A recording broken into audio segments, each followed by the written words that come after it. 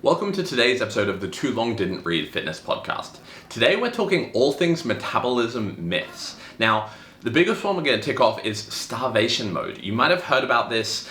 It comes up a lot, right? And it's this concept around, well, if I'm actually eating too little food, is my body going to go into quote unquote starvation mode and put in protective blocks to stop me from losing weight, and essentially stop me from dying?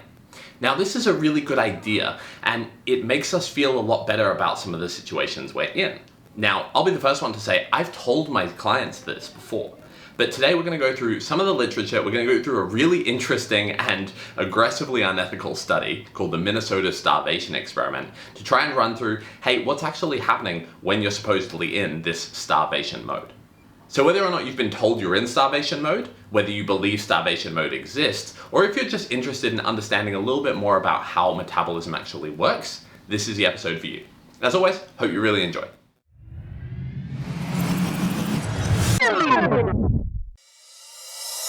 So look, I think we've talked about a lot in a very dramatic dive into this this really quite brutal study that I don't think anyone wants to repeat anytime soon. But Aaron, do you just want to give us a bit of a TLDR recap? What's your kind of takeaway from this study? How does it apply to the average person? What do they need to know?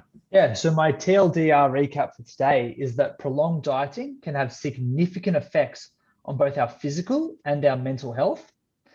Starvation mode, as we know it colloquially, is a myth.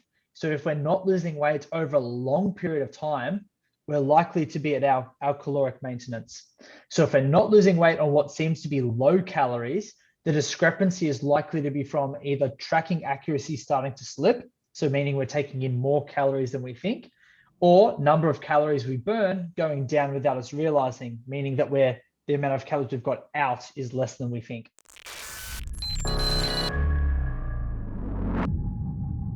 Ladies and gentlemen, welcome back to the Too Long Didn't Read Fitness podcast. I'm Coach Cadd, and today we are once again joined with co-host Aaron Hoey. Aaron, what's going on, mate? What's up with you? G'day, Braden. Yeah, just pretty late one for me here in Melbourne, Australia. Just got a juicy podcast for us tonight, and then probably off to bed for me. This has actually been probably our biggest project so far. We're going to talk today about something called the Minnesota Starvation Experiment, and we wanted to try and do this one justice, so we gave it a good little deep dive. Yeah, it's a big topic today, so it's going to be a really, really interesting one. Aaron, what else is going on with you, mate? How's study? How's things traveling along? Any interesting fun facts? Anything you've learned? Good week at uni. So I finished some mid-sems and just into the last week of actual study now. So this week we did opportunistic infections and anemia. So anemia was actually a really, really cool topic and potentially something which we may touch on later in a later episode of the podcast. But yeah, other than that, just been ticking along, lifting in a deload now. So for those who don't know what a deload is, basically when you train really hard, accumulate some training stress, you then have to manage that stress. So basically a light week of training with lots of sleep and lots of food. Before ramping training up next week. I've been on a 6-month deload and by that I mean not training at all. I actually got back into gyms this week, which has been insane. It probably took me like 2 or 3 sessions to get back to like a session I kind of enjoyed. Like the first sessions back were okay, but it just doesn't quite feel right. It's not that same feeling that you get. It was yesterday that I went in and I was like, all right, like I'm just going to get a pump, do an upper body, whole body session. But I was like, I'm just going to kind of get a pump and focus on like feeling good. And it was the first session where things started to click again, mind muscle connection, blood flow coming through. Started to see it's hot here. It was 30 degrees yesterday. I'm in Croatia now. It was 30 degrees yesterday, and then it's going to be thunderstorms for the rest of the week. So no one listening to this get too jealous because it's not great yet. But I had veins coming through. I started to have some shape back in my arms, which is all those good things that I haven't had for the last 6 months. Yeah, how goes the weight class gaining at this point? Been pretty steady at about 88 kilos for the last 2-3 weeks at the moment. Would like to have been gaining a little bit more, but with mid-sem exams last week, there were times where I'd wake up and I was a bit nervous and it was just very hard to kind of force breakfast down. So a few skipped meals there, and all of a sudden I've just kind of maintained weight. But goal is to just keep kind of progressively gaining through winter. So through Australian winter, and hopefully get me up to sitting comfortably at 90 odd kilograms before we schedule a potential cut. Very nice. And you don't have any goals, like not any competitions or anything coming up? Are you going to step back on stage anytime soon? We'll probably talk about that a little bit today and how you're aggressively not in a semi-starvation state at the moment. But any goals to get back on stage or do another powerlifting comp? What's the plan? Bodybuilding's the primary focus. So just off season's kind of in full swing for that. Ideally get back on stage maybe 2, 3, 4 years down the track, once I've just gained a little bit more muscle tissue, and probably when I've ideally knocked over the majority of my university study. So that's the main goal. Might be able to get myself maybe onto a platform in the next year or 18 months, maybe do a bench only comp for a bit of fun, just to have something to work towards. I'm doing a lot of chest work now, so that extra muscle tissue would definitely be put to good use if I was to do a bench only or maybe a push-pull powerlifting competition. I think the bench only powerlifting comp at JPS would be a pretty hotly contended title. I think you'd be a long way off. Are you in the same weight class with Sam at this point? Can you bump up a weight class or down a weight? No, I think I'd be trying to, if I was trying to win a weight class at JPS, I think I'd be trying to push into the 105 so that I could stand a chance where there's a little bit less competition, because we've got some very, very strong lightweight and middleweight powerlifters at JPS. Cut down to the 37 kilo class. That's about why my bench record would be sitting about now. Sub junior. Does that exist? What's the lowest men's IPF class? Do you know?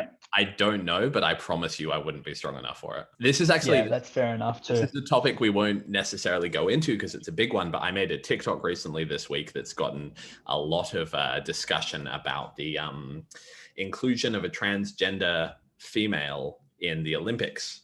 Have you heard about that? So there's a male who's transitioned to female, and she's now being allowed to compete for the New Zealand team, I think, in the upcoming Olympics, which is, I've got a lot of thoughts on, both from an ethical and a physiological standpoint. I've got a lot more questions than I have answers, but I think it will, it's a taste of what's going to come, right? This is not going to be the first time we have to kind of ask these questions and deal with, what is fair and what is equal. Have you thought much about that, or have you come across that in the lifting world?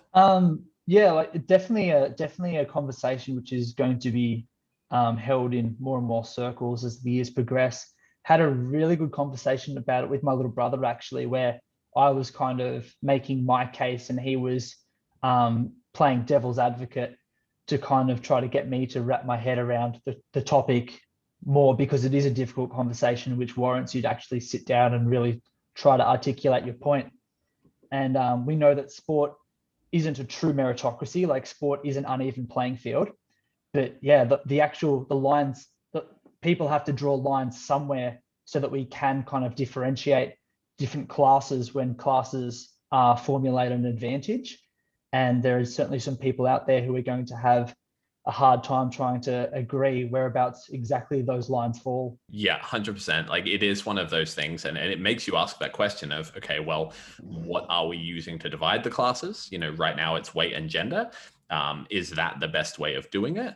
Because there's, to make things more complicated, there's a female sprinter, I believe, who has come under fire because she had abnormally high testosterone.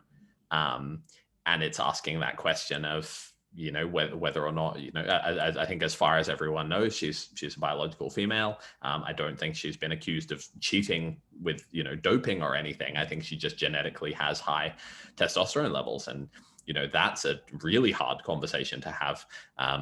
And, without even going into what the points that a lot of people very accurately raise, where you've got, Michael Phelps, who's got, insane genetic proportions and lung capacity and lactic acid capacity, and Usain Bolt, who's got longer Achilles tendons, I think, than 90% of the even competitors he's running against. And like you said, how we draw those lines is very interesting. But mate, we might get into it if you want to kind of give us a little bit of a chat through what we're talking about today. Yeah, awesome. So today we're going to talk through a study called the Minnesota Starvation Study. Now, before we kind of get deep into like the actual just nuts and bolts of this particular study, we just want to touch on why we're going through this one in particular. So the Minnesota Starvation Study basically highlights the physiological and psychological and mental occurrences which happen from prolonged dieting. Now, in modern day society, like with Braden and myself, like we're coaches, we see a lot of people and a lot of myths surrounding metabolisms and what happens to a metabolism when you diet. A lot of terms get thrown around. So a few that I have definitely heard is starvation mode, meaning that clients think that they need to eat more food in order to actually lose body weight, and also a broken metabolism. And most of this is actually said by individuals who aren't 100% sure what a metabolism is. So that's the topic for today, Braden. I'm going to put my hand up begrudgingly and say I've definitely told this to clients, right? Especially in my early days of coaching, I 100% looked my clients in the eye and said, you need to eat more to lose weight. Your body's in starvation mode. And so for anyone who hasn't come across it, or you might have heard this from your coach or the internet or whatever, right? It's this concept where your body is essentially trying to protect you. The theory goes that you're not eating enough, and your body starts to make all these changes, hormonal changes, to help you store body fat, essentially, so you can hibernate for winter until more food is available, right? And again, it's this methodology, though, this ideology that's based around this prehistoric human of like, well, this is how we used to eat, and our bodies would protect us if we weren't able to, because otherwise humans wouldn't have survived this long. And you can make a pretty compelling case for it. But today we're probably going to go through a lot of things that will hopefully kind of debunk that as a concept, right? We're going to talk about how it's not shown in the evidence, and especially next week we're going to kind of do a bit of a deeper dive on what's probably going on instead, right? And a lot of the very real situations that people can get themselves into, lifestyle situations where this seems to kind of tick all the boxes and explain what's going on. So hopefully we can share a bit about what's actually happening, and if you are in that position where you've been told that, or you might even think that that's that you can't lose weight because you're not eating enough. And hopefully we can kind of go through maybe some better, more realistic, more evidence-based ideas around what's actually going on. I think the other one that we're going to talk about a bit today is the myth of the broken metabolism, right? And again, metabolisms is something that it's a really hard and complex concept to explain in throwaway taglines, right? So things like calories in versus calories out is easy because it's a nice little sentence that people can throw away, but we all know that there's a lot more going on. What's your experience been, Aaron, on people kind of claiming or I guess being told, there's a lot of fear mongering sometimes, being told that they've got a broken metabolism? I think one of the biggest experiences is when clients think that they've got a broken metabolism, it just comes from a misconception of what your metabolism actually is. So a metabolism is defined as the chemical processes that occur within a living organism in order to maintain life. So basically, it's all of like the chemical reactions which are going on inside our body, inside our cells, in order to produce the energy that we need to be able to sustain life. Now, I think where a lot of people go wrong, they're like, okay, metabolisms make us lose and gain weight. Therefore, if I'm not gaining or losing weight, my metabolism is broken. I've actually had clients in the past, and I had one client ask me, it's like, where's your metabolism located? Is it near your kidney? So they were under the impression that metabolism is actually an organ, and like they thought that your metabolism kicked up and then literally went to sleep. They thought it was kind of like a stomach, like it was either like churning away digesting, or it was just kind of sitting there dormant. The misconception of metabolism is probably where a lot of people go wrong. So with a lot of my clients, what I try to do is I try to actually teach them, okay, it's like, what is metabolism? Like, how do we objectively define or objectively calculate our metabolism? So another word for our metabolism that we can kind of use interchangeably is our TDEE, or our total daily energy expenditure. So the amount of energy that it takes us in a day in order to sustain life. And that amount, that total daily energy expenditure, is basically built on 4 different pillars. So they are the thermic effect of food, which is the energy it takes you to digest and assimilate the food that you eat. Your activity thermogenesis, so how much energy you expend doing exercise. Your non-exercise activity thermogenesis, which is the amount of energy which you expend just doing normal unconscious tasks. So right now I'm talking to you, I'm not actively exercising, but I'm using some hand gestures, and that's going to be burning some form of energy. Like that, this doesn't come for free. Like my body's going to have to churn away and create some ATP so that I can talk to you. And the last one is our BMR, or our basal metabolic rate.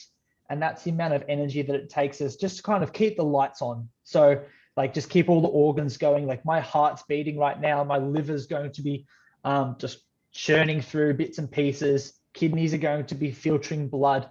That's all energy intensive work, which means that that's actually going to require energy to keep it going. And so the summation of all of the energy that I'm burning in a day ends up being our total daily energy expenditure. Cool. So that's a really good wrap up. Like, so we've gone through the 4 components of metabolism, and like we said, it's a complicated but more nuanced than complicated, right? Because everyone is so different. Even though those 4 things make up everyone's metabolism, the differences can be quite severe between people, right?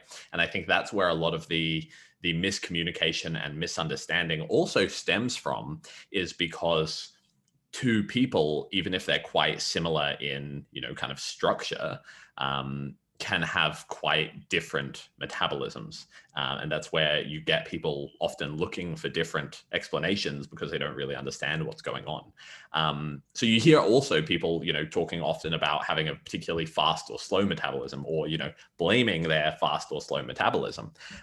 What's your kind of take on that? What are we talking about when we talk about a fast or slow metabolism, and what decides which one you have? Yeah, sure. So usually when I think of a fast or slow metabolism, someone who claims to have a fast metabolism is usually the kind of individual who seems that, I can't seem to gain weight, which usually means their total daily energy expenditure is likely to be quite high. Someone who thinks that they have a slow metabolism is like, I can never lose weight, which means that their total daily energy expenditure is going to be quite low. However, your metabolism isn't just like kind of set it high or low, and then boom, you live with that for the rest of your life. Those 4 pillars is going to influence like the height of that total daily, like the height of your metabolism. And that's going to be influenced mainly by the amount of activity that you do on a day-to-day basis. So if you're a bigger human, if you're a bigger human, you've got more muscle mass, straight off the bat, you're going to burn more calories because there's just more of you to sustain. It takes your body more energy to sustain a larger body. So typically you'll see that larger people, they are going to burn more calories over the course of a day. And then after that, you have to take into account the activity component. So here's a good example. Let's say that we've got 2 80-kilogram males. The first 80-kilogram male, let's say they've got very similar amounts of muscle mass as well. The first 80-kilogram male is an accountant, and he works from home over Zoom. And he probably does like just a couple of thousand, maybe 3,000, 4,000 steps a day. So realistically, his job's not very labor intensive. He doesn't burn many calories. His maintenance calories aren't going to be that high because we've still got his basal metabolic rate, but he doesn't actually do a whole lot of activity. And then you look at maybe like a tradie, and a tradie might be running around with a sledgehammer and a wheelbarrow all day. He might get 25, 30,000 steps on the job site. His total daily energy expenditure is going to be far higher as a byproduct of his really labor-intensive lifestyle. So it's actually not their metabolisms their basal metabolic rates might be the exact same. They're very, very similar, but one of them only does a little bit of activity daily, and the other one does far more activity daily. And that huge discrepancy usually accounts for the big discrepancies in appetite and the amount of food that individuals can eat and clients can eat and still maintain their weight. And something that we talked about off camera, which I thought was a really good example that's worth kind of bringing up, is that difference between perceived activity and actual activity. So, I mean, this is something we're going to go through a lot more in probably next week's episode. But I thought maybe it's worth touching on that. Like, can you use that example of, the stress, like perceived stress versus actual output? Do you remember that kind of story you were talking about? So I had a client, and she was like, credit to her, very, very busy woman. She was a mum. She had multiple kids. She worked a full-time job, but her job was predominantly at a desk. And I remember she used to come in after work, and like also she was struggling to lose weight. And she would come in after work and she'd be exhausted, and she'd be like, "Oh, Aaron, like I've been on my feet all day. I've had such a busy day." And I was like, "Okay, how many steps do we have?"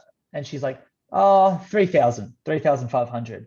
I'm like, "Wow, like you might have had a really busy day." And no doubt, like she was probably up in the morning, getting the kids ready for school, making lunches, and then out the door in the car, dropped the kids off at school, drove to the office, got in the office, probably sat at the desk for almost all the day, probably ate lunch at the desk, and then got back in the car, picked the kids up, dropped the kids home, come to the gym.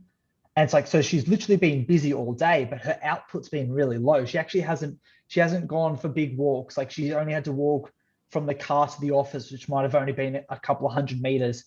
She was driving the whole day, like picking kids up, dropping kids off. So she actually hasn't been doing like a whole lot of activity.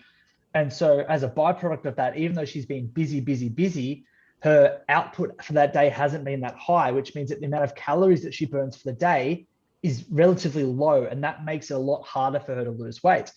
If you contrast that with someone who isn't busy at all, but wakes up in the morning, goes, I'm going to go walk, get a coffee. And they walk 2 kilometers down to the local 7-Eleven. They grab a coffee, long black, they walk 2 kilometers back.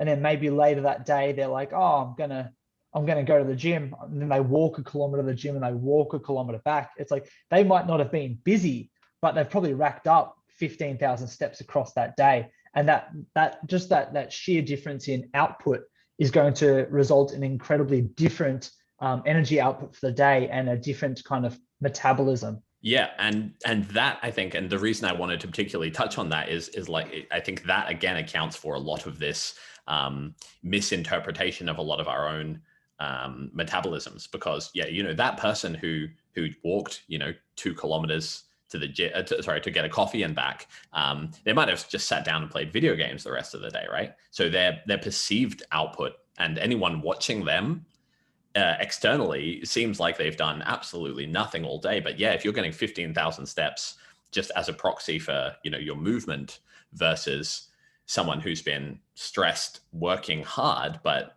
desk bound, it's very hard for us often we're in those situations to accurately assess our own kind of movement. And CEOs are shockers for that. They're super busy, but from a desk all day.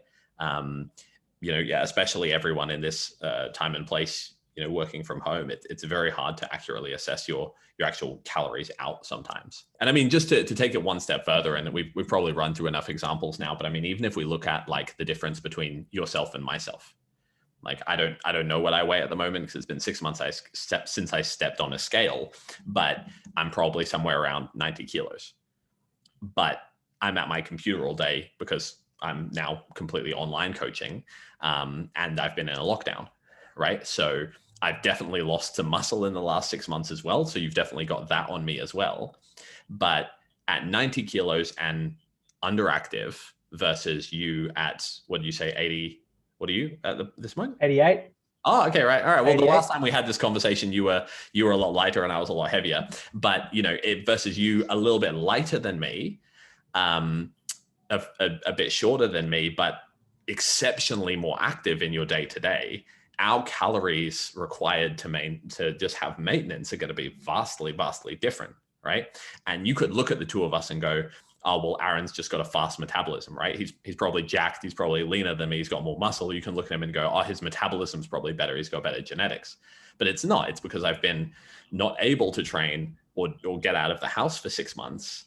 And Aaron is walking probably an insane, probably 20,000 steps a day, just getting around living your life, right? Yeah, well, definitely been trying to cut the walking down so that I don't have to eat an absolutely ridiculous amount of food every day. At the moment, I'm trying to, if I can get under 7,000 steps a day, that's excellent with that, because that means I don't have to be eating over 4,000 calories a day to maintain my weight. So that's the goal at the moment. Whereas it's only been a few days this week where I've managed to tick over 10,000 steps. Usually it's substantially lower than that. And I can tell you, I'm definitely not anywhere near the 4,000 calories a day, right? So we've probably hammered the point home a fair bit here, but I think it's good just to see those different examples and to know that what the markers that most people look for, as what does this person seem like they're eating? How active how stressed is this person? How busy is this person? They're probably not very accurate measures of a person's actual metabolism. Mate, if there's anything you want to touch on that kind of helps clarify the point, otherwise I reckon we dig into this study because it's an absolute monster. I reckon we kick on. Awesome. So the Minnesota starvation study, basically this study was conducted all the way back in 1944. And the reason this study was done was actually directly because of World War II and because American scientists actually wanted to know more about starvation, because they had a lot of soldiers who were in overseas in trenches, in prisoners of war camp, who were being starved, and they say, okay, we need a more comprehensive overview of the effects of starvation, both from a physiological sense and also from like a mental and psychological sense. So what they did was they drafted, so if you didn't want to fight in the war, if you're a pacifist, you could basically put your hand up to guinea pig yourself for science. So they had 32 men, and these 36 men, and these 36 men basically put their hands up and said, yes, we want to be involved in science. And they took them to University of Minnesota, and they put them through a starvation protocol. And so the first 3 months basically started off just like kind of like very close to maintenance, like 3 months on about 3,200 calories per person, give or take. And then after that, they had a 6-month semi-starvation period on 1,800 calories. So calories slashed by 1,400. And their diet consisted of no protein. It was predominantly turnips, potato, and some vegetables. So high carbohydrates, no protein, no fat, which is an absolutely atrocious diet if you're looking to optimize health and especially optimize testosterone levels. And then after that, they were assigned to a nutritional rehabilitation period, which is quite a generous name for it, where they had 3 months and they were divided into 8 different groups. And each of those groups had a slightly different caloric intake, slightly different protein intake, and slightly different nutrient intake, so vitamins and minerals. And throughout that entire time, they kept their consistent output. So they kept them exercising, doing menial tasks and studying, so making sure that their activity was kept nice and high.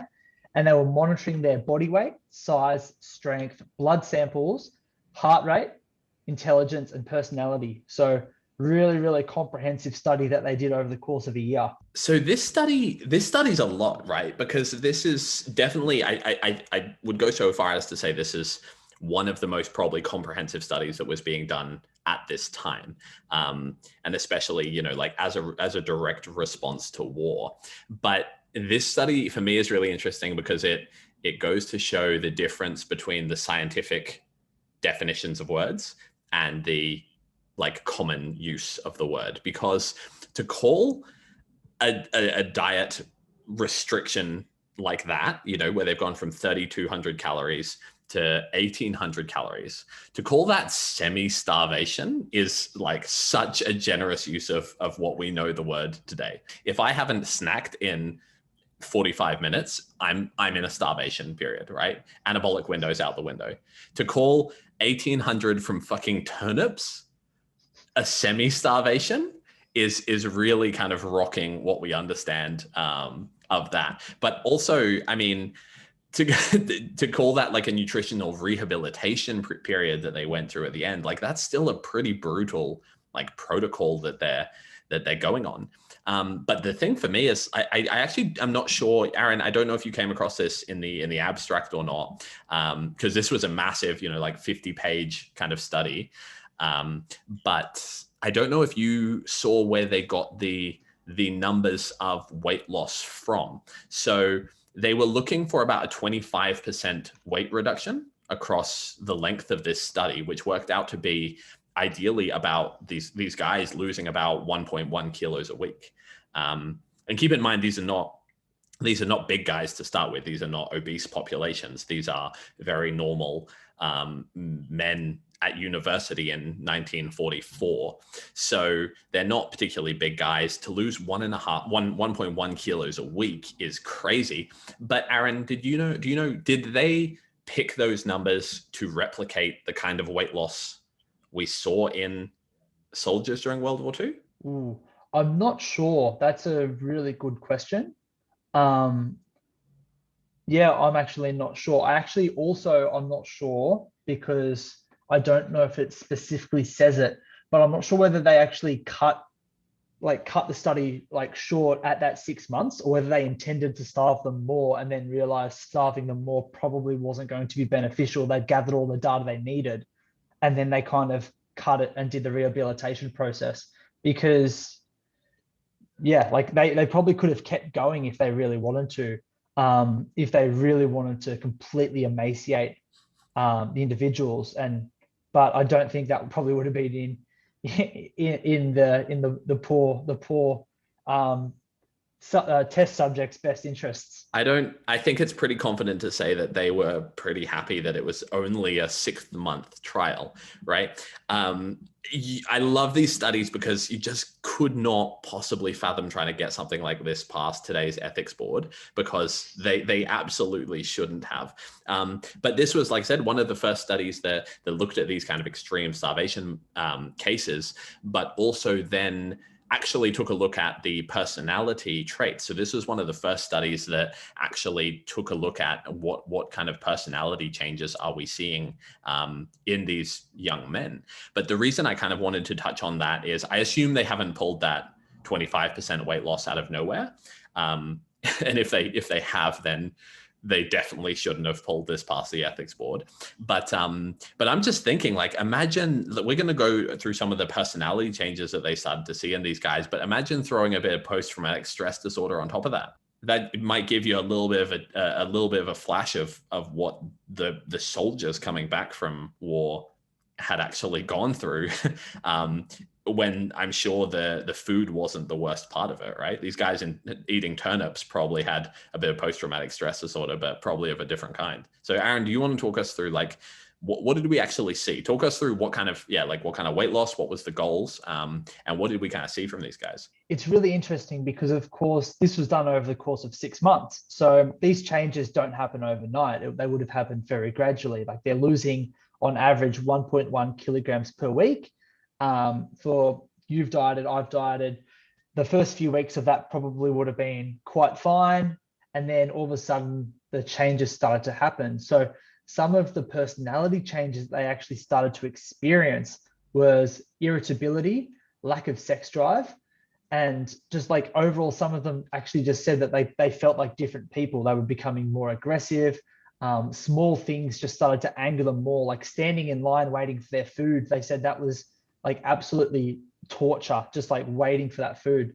From a physical perspective, we saw that they felt the cold a lot more, so their body stopped producing as much heat. And they even went to the length that they were requesting additional blankets during the summer because they were just that cold. They're experiencing dizziness, muscle soreness, hair loss, reduced coordination, and they even ended up with ringing in the ears towards the end of the experiment. And many of them ended up having to withdraw from university because they simply couldn't concentrate, because they were just thinking about food and they were just completely starving the entire time. So for those of you who are familiar with contest prep, or those of you who have competed before, some of that might sound a little bit familiar. But for those of you who haven't been on the receiving end of seeing someone basically go through a period of starvation, some of those side effects from nutrition restriction over time might be yeah, quite glaring, quite stark. We had a little bit of a laugh writing this episode because we were like, these guys starved to the point of literal fucking tinnitus. Like that is I know, not, right? I didn't know that was something that could happen. I'm sure that comes as a very late stage and very severe consequence of starvation. But I mean, the other thing that we had a good laugh about was they talked quite a lot, and I'm assuming most of the studies were done, you know, at this point. They like these were all done on guys, and it was probably mostly, you know, the equivalent of bros at this point doing the research. But we laughed about how initially they're talking about the location of the guys' dorms, I believe, to the female dorms. And there's actually like a fair bit of literature in there specifically talking about how at the start they were really motivated because it was close to the female dorms. And then there's documented objective interest in documented data on how quickly they lost all track of female attention whatsoever. Like they were just not interested. And I know for you guys and myself and Aaron that have been through a comp prep, like your sex drive just plummets, right? And sex drive is such a strong indicator of how things are going hormonally and emotionally in a lot of ways.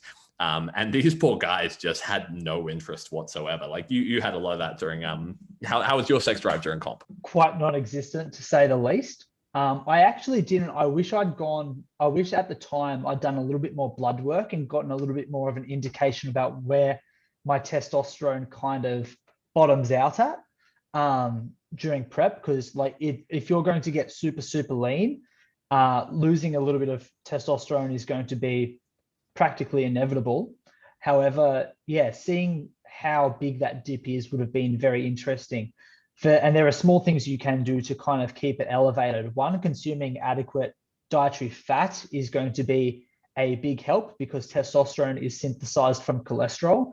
So for these guys on their turnip and spud diet, not getting an absolute shred of cholesterol, I can only imagine just how decimated their hormone profile would have looked on their blood test. And yeah, absolutely. And so I actually went through a lot of my comp prep in more or less a modified, I want to say a modified keto, but it wasn't. Like initially it was closer to a modified keto. And I'm not encouraging this necessarily. I would definitely do it differently.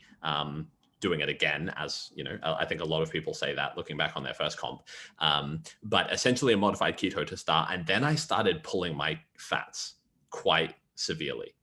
So I probably dropped my fats a lot sooner than I should have. I lost a lot of, like, I was really diced by the time I got there, but I probably made my last 8 weeks of prep so much harder than it needed to because I noticed when I dropped my fats, and I noticed what I can only imagine was my hormones just plummeting. Like, especially when you don't have the energy to put your shoes on in the morning. Like that was a big emotional job. I had to sit down and put my feet in one at a time. And I remember one day, normally I've got Velcro. No, normally I've got like Adidas Ultra Boosts or whatever. So I just slide my feet into them and I don't undo the laces. And I remember one day the lace came undone and I almost cried because I had to go and get it.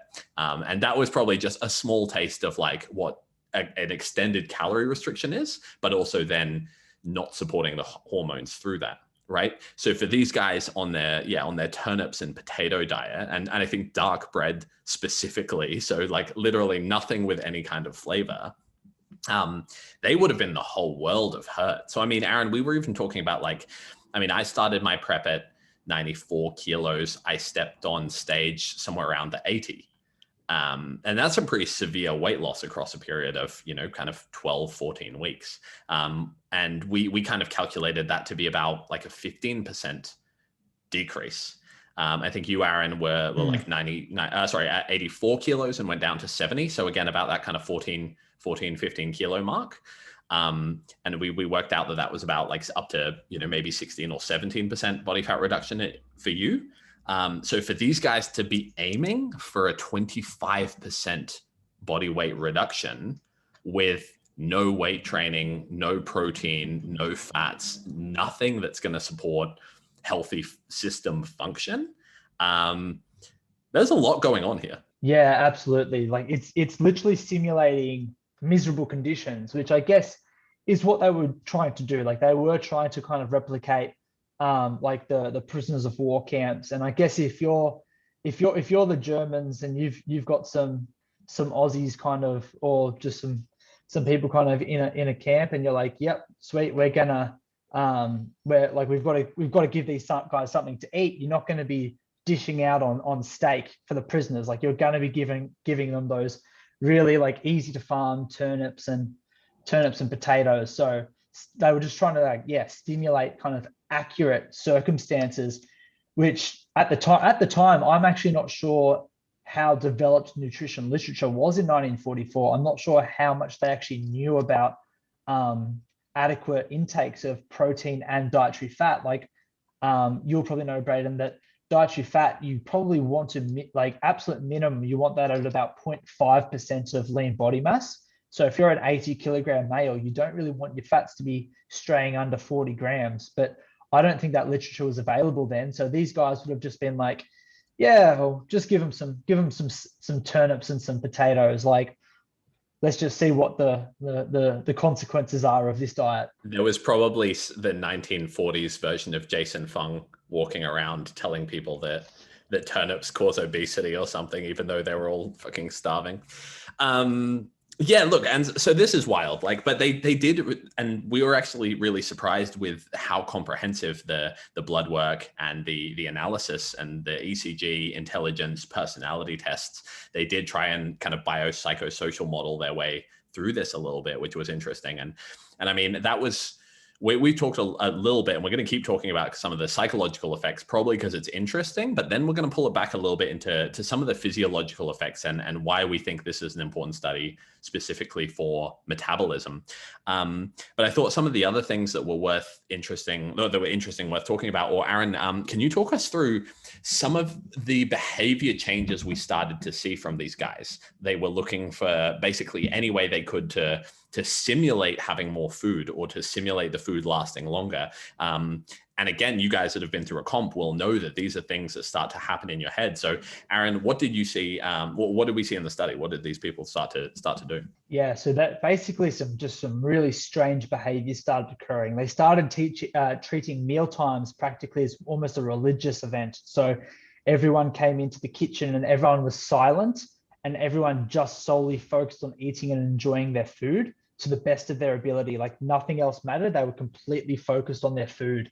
Some of them actually would get their bread and their turnips and their bread, their turnips and their spuds, and they'd start mashing it and trying to dilute it with water to try to create like a soup so that it would go further, while others would tear up the bread, put it in their mouth, and literally just let it sit in their mouth for as long as they could until it dissolved, to try to savor like the taste and just the perception that they had food for as long as possible. My personal favorite one was some guy started collecting cookbooks of all the foods that he couldn't eat. And by the end of the 6-month experiment, he had over 100 cookbooks in his collection.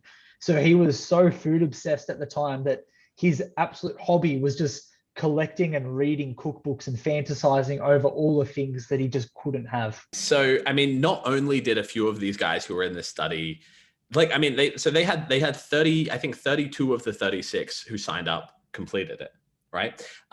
But they did have some of these, which is a pretty crazy completion rate for something this extreme, right? But they did have some people drop out of university because they literally couldn't focus. They weren't interested in focusing enough while they were going through this study. So not only did we have a few people ruin their lives by just completely dropping out of their education, we also had a few, poor guy put himself into debt buying 100 cookbooks in 1945 during the course of this this study. So unless he went on to start his own restaurant, but we talked about this, right? And food focus is a massive thing during competition. Now, when we were talking about this, like the first thing you said, which is a really great tip anyway, was like when you get a new client, the first thing you should do with them is delete Uber Eats from their phone.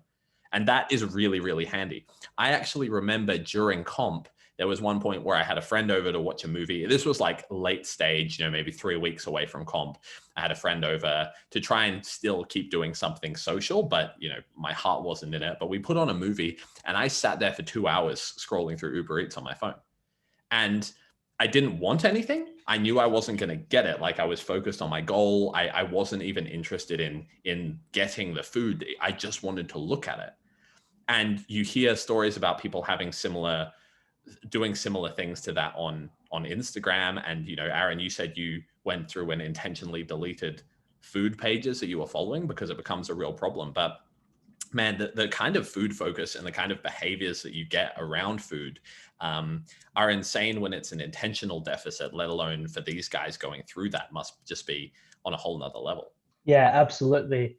I remember I did all the good things. I deleted all the social media and I still ended up with some really weird thoughts and behaviors. I remember I was watching a movie. It could have been like The Avengers or something. And Tony Stark was sitting there talking to the camera and he had a plate of food in front of him. And I'm sitting there, I'm like, mate, what are you doing? Just eat the food. Like, what are you doing? Like, how are you not sitting there eating that food? I wasn't even focused on what he was saying. I was just completely focused on this meal that he had in front of him in this fictional movie. And there's actually a line from the Minnesota starvation study which completely, like, it resonated with me in a really weird way. So basically, one of the participants, he was watching this boy basically cycle home. And he goes, I wonder where that boy's going. He must be going home for supper. And as soon as the realization hit that boy was going home for supper, he just hated the boy. Like, he was so jealous that he actually hated this kid because this kid was going to go home and eat food. And he knew that he couldn't go home and eat food. So like prolonged food restriction can end up doing some incredibly weird things to you psychologically. It's interesting. Like, it would be interesting to see. There's a few, they have done some follow-up studies on this, which maybe we can talk about kind of further down the track. But these things don't often become apparent when you're going through them, right? It's not until probably they would have realized some of this at the time, but it's not until probably afterwards when they got back into some kind of a real life that they would have actually got turned around and gone, fuck, I hated that kid. Like, he was just a kid going home, and I hated him because I assumed he was going home to dinner. But at the time, you're like, nah, if I could stick a stick in his bike wheel, I'd do it. The other ones that I thought were kind of just worth noting, and then we'll kind of just another one just to talk about the severity of this study, right? We loved and hated the fact that every Friday night they would post rations for the next week. So they would put up a board like high school tryouts, and it would have your food rations for the next week, depending on how fast you were losing weight. So if you weren't losing weight fast enough, they'd cut your rations down. If you were losing weight too fast, they'd give you a little bit more food. And I mean, Aaron correctly said, this is like coaches check-ins on a whole nother level. It's like coaches check-ins, but with like batons. Like, this is somewhere between, we're saying the Stanford bloody prison experiment doesn't start to sound so bad. At least it didn't go for 6 months by the time you get through all this. And the other one was that I kind of, that definitely rung true for me, was they initially started letting people chew gum, but then one guy actually started to have some stomach issues because he was eating like 30 or 40 packets of gum a day, just to have something going. And, that's an old school bodybuilder technique, and something that, Aaron, you said that you were experimenting, or that you initially had gum while you were cutting, right? Yeah, so my contest prep was a little bit less restrictive than Braden's. I was allowed a few more kind of bits and pieces as long as I made them fit within my daily calories. And I remember at one stage I was having gum between meals. And I just found it to be almost infuriating because you've always got this tantalizing perception of just this little bit of flavor, and you're always chewing, but it means that you're always just focusing on what you're chewing. Like, you're always, it's incredibly distracting, and it really just ends up eating up time between meals. I do know a few bodybuilders who will actually go as far as, so they track an entire packet of sugar-free gum, which might be 60 or 70 calories, and they literally go through an entire deck of gum a day. I wasn't going through that much, but I found it almost driving me insane, just kind of having that little bit of flavor consistently throughout the day. So I cut it out personally. And I can only imagine that when 90% of your diet is like turnip and root vegetable, that a stick of gum is the closest you're interested into having an orgasm at that point in time. The other thing that was worth talking about, and again, this is one of my favorite parts of this study in a really dark way, is that they controlled for, in a lot of ways, the consistency of their energy output, right? And that's something that we're going to definitely talk about next week we're going to kind of talk about tracking issues and some of the misconceptions around food tracking and how to do it more accurately. But these guys were still going to university. They were kind of doing menial tasks. They were doing like some cleaning. They were doing some other kind of controlled activities. So a really important part of this study is that they made sure that they were consistently having the same amount of calories out. Now, we talked a lot about how big a role that can play in your metabolism and your metabolism equation. And you can imagine that by the time these guys have lost 20% or close to 25% of their body fat, they didn't feel like moving around a lot. And the way that they kind of kept them moving was by giving them cleaning tasks and things like that to complete. So that's my favorite little middle finger fu to these guys. But it's a really important part of the study and of make sure that your diet continues to work, is making sure that you're maintaining a certain baseline of physical activity. Yeah, and the other thing, just to bring this back to more of the starvation mode myth, the other thing is all these guys kept losing weight. So none of these guys just simply plateaued at 12.5% of weight loss and then just stayed there until their calories increased. Like their weights all went down. If their weight didn't go down, the solution wasn't to add food. The solution was to remove food, as they took away bread, they took away potatoes. And if they were losing too fast, then they added food to slow down that rate of loss. And so it was really interesting that even with the myth of like starvation mode, which has kind of come back into society about how you have to eat more food and you have to eat more calories to be able to continue to lose weight over time. These guys went with that straight linear caloric reduction. So if they weren't losing fast enough, more food came out, and they just kept losing and losing and losing weight. And they would have probably continued to lose weight until they died, had the 6 months not timed up and the 3-month nutritional rehabilitation period commenced. Pull this back to the metabolic, metabolism myth, right? Yeah, that's exactly right. Is that these guys were on the most severe calorie restriction that you're going to be able to see.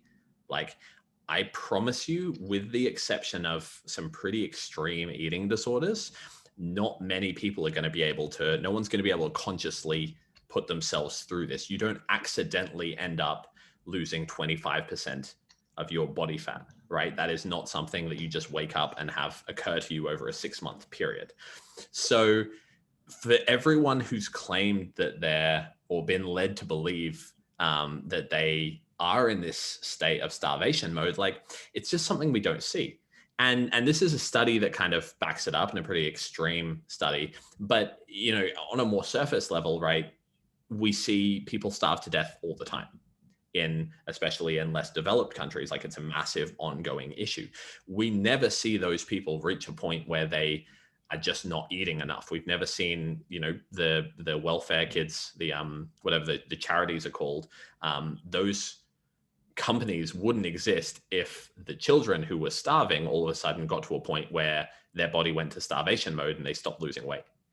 Right. So anecdotally, we see that just doesn't really check out. But if we take it back to this very controlled, really brutal conditions within a university, right?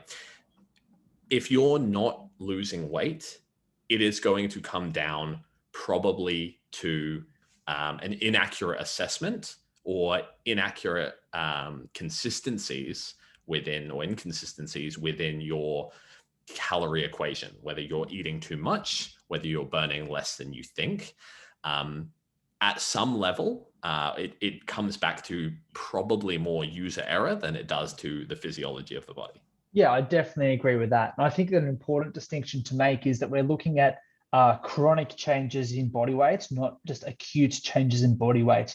So like we're looking at people losing body weight over the course of 6 months, not just day to day and like week to week. Because like day to day, you can have like massive fluctuations.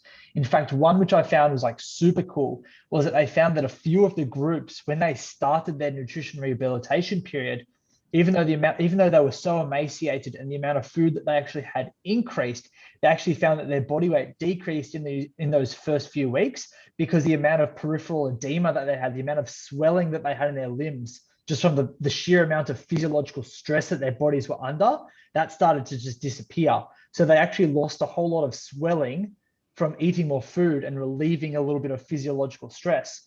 So the fact that they ate a little bit of food and then they saw it like like almost like a flush out of water, that in part leads me to like that makes me think, maybe that's a little bit of where the whole starvation mode myth comes from. It's like people do get themselves dieted down, they get themselves quite stressed, they have a big meal, they eat a little bit more food, they relieve a lot of that stress, and then they might get like we call in the bodybuilding world the whoosh effect, where you might get a big whoosh, you might lose like a kilogram or so of fluid that you're holding, and all of a sudden you step on the scales the next day and you're lighter.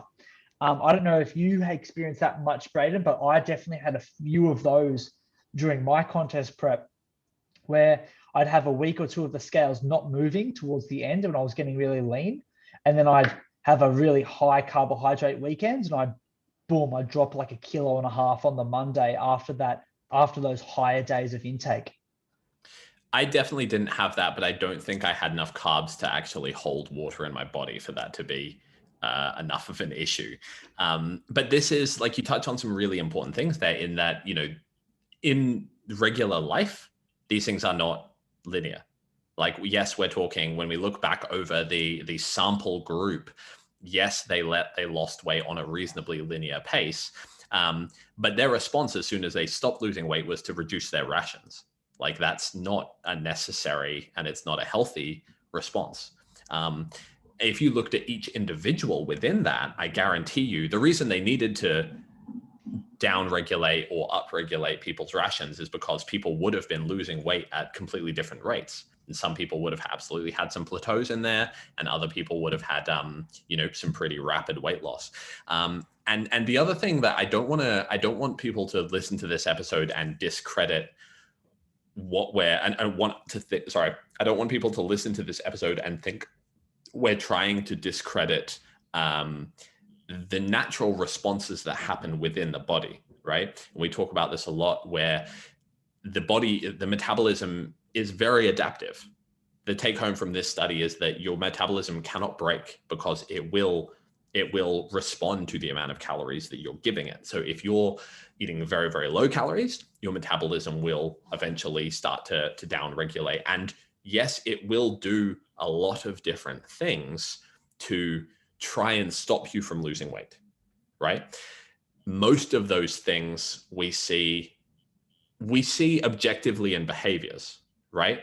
These things like lack of sex drive, irritability, aggression, feeling the cold, literally less body heat. They requested more blankets even during the summer, dizziness, muscle soreness, hair loss, fucking tinnitus.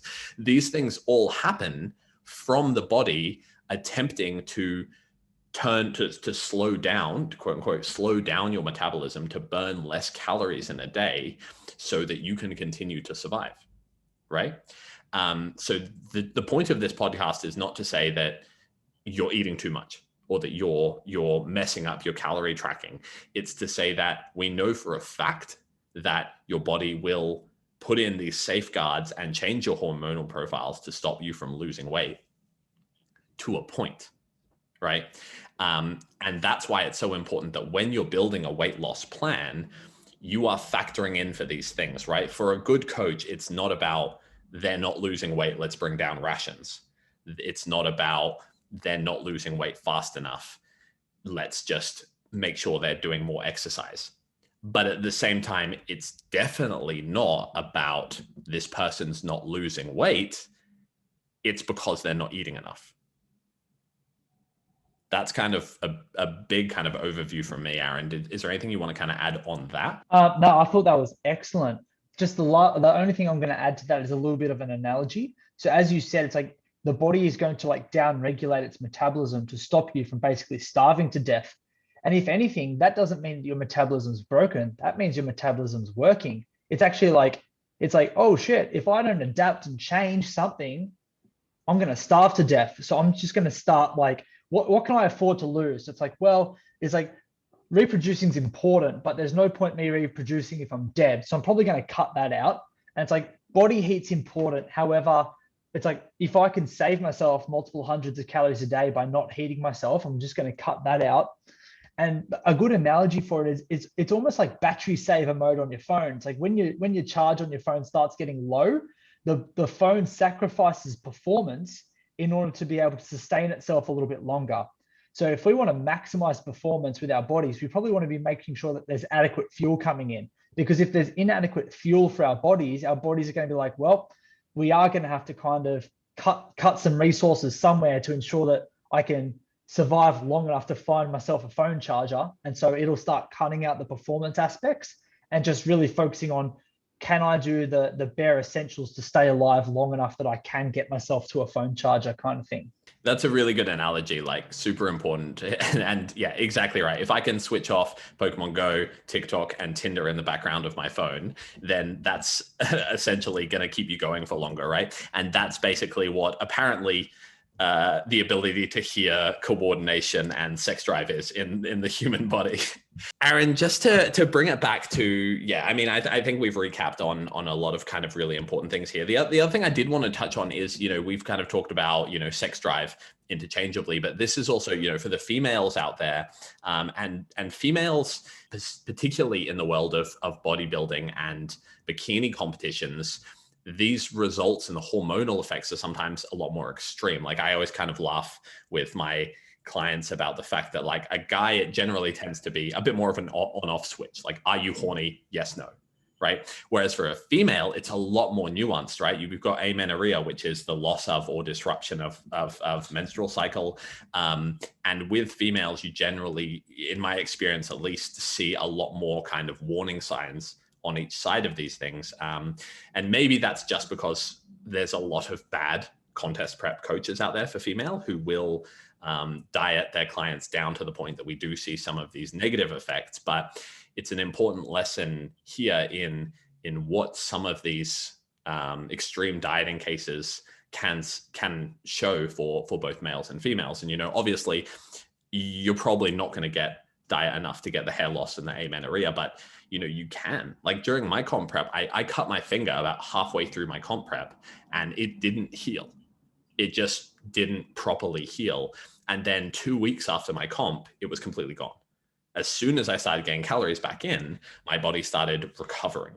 And that's probably a good example of, that kind of inflammation and the water retention and the swelling and edema that these guys saw. If that's what you're seeing on the surface, there's a lot more going on behind that. So look, I think we've talked about a lot in a very dramatic dive into this this really quite brutal study that I don't think anyone wants to repeat anytime soon. But Aaron, do you just want to give us a bit of a TLDR recap? What's your kind of takeaway from this study? How does it apply to the average person? What do they need to know? Yeah, so my TLDR recap for today is that prolonged dieting can have significant effects on both our physical and our mental health. Starvation mode, as we know it colloquially, is a myth. So if we're not losing weight over a long period of time, we're likely to be at our caloric maintenance. So if we're not losing weight on what seems to be low calories, the discrepancy is likely to be from either tracking accuracy starting to slip, so meaning we're taking in more calories than we think, or number of calories we burn going down without us realizing, meaning that we're the amount of calories we've got out is less than we think. Awesome. And we're going to take a dive through this kind of next week. We're going to talk about a similar, not a similar study, but a kind of study in this wheelhouse to try and put these things into a little bit more of a practical component. Like in your day-to-day, what kind of errors are you going to be coming up with? How hard it is to actually accurately track calories, regardless of who you are. And hopefully try and, again, dig a little bit deeper into this metabolism, what it actually is, some of the myths around it. And next week's episode will be a bit of a deeper dive into the practical components. So what take-home lessons do you need?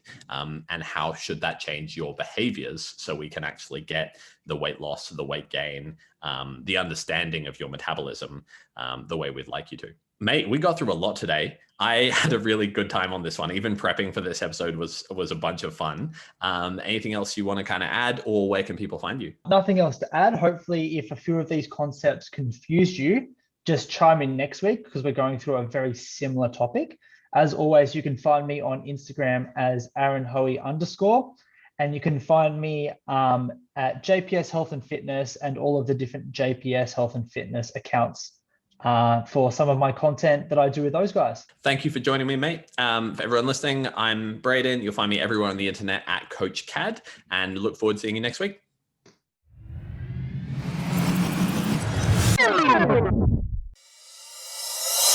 And that's everything for today on this episode of the Too Long Didn't Read Fitness Podcast. If you can take a second to like, subscribe, leave a comment, share, whatever it is, it all goes a long way to help us boost our little ranking within the algorithm. Thank you to everyone that's left reviews and comments already. It goes a long way. And if you would like to support us a little bit further, you can go through the link on my Instagram or the link in the description, and you can actually buy us a coffee.